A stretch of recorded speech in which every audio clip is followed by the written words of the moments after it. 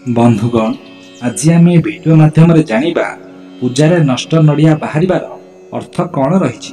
शुभ काम नड़िया खराब बाहर कौन अशुभ होता है यार रहस्य आसतु जानिबा। बंधुगण आम हिंदू धर्म रे पूजा पाठ को नहीं अनेक नियम अच्छी से भली आमे समस्ते कौन सी शुभ काम किंबा पूजा समय नड़ियार व्यवहार करिथाउ। नड़िया खाद्य तथा पूजा पाठ रे मध्य व्यवहार तो होता है। नड़िया को बहुत शुभ बोली मना जाए कारण कह जाए जे नड़िया व्यवहार करी समस्त कार्य शुभ उपाय करा जाई थाए। एथि सहित शास्त्र रे नड़िया को श्रीफल माँ लक्ष्मी प्रतीक भाव में विवेचना मध्य करा जाई थाए। जदि कौनसी समय नड़िया पूजा व्यवहार तो हुए नहीं तेबे पूजा पाठ असंपूर्ण बोली धरा जाई थाए।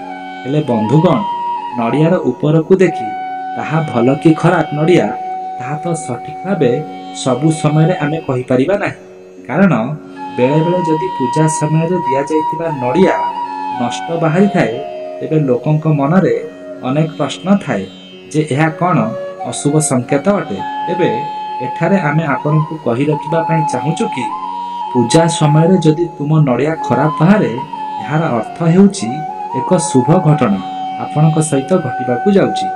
पूजा करिबा बेले जदि आपनकर नड़िया खराब बाहरुची तेबे यार अर्थ भगवान आपनकु किछि शुभ संकेत देउछंती। हिंदू धर्म रे कुहा जायछि जे पूजा समय जदि आपनकर नड़िया नष्ट अर्थात पचा बाहरी थाए यार अर्थ हेउछि भगवान आपनक प्रसाद को निजे ग्रहण करिछंती एवं एही कारणरू आपनक नड़िया भांगिबा परे पचा बाहरुची तेबे सेठारे चिंता करिबार कोनोसी आवश्यकता नाही। यह मध्य कह जायछि जे यदि पूजा रे खराब नड़िया बाहरुछि तेबे यथाशीघ्र तुमर इच्छा पूर्ण हेबो।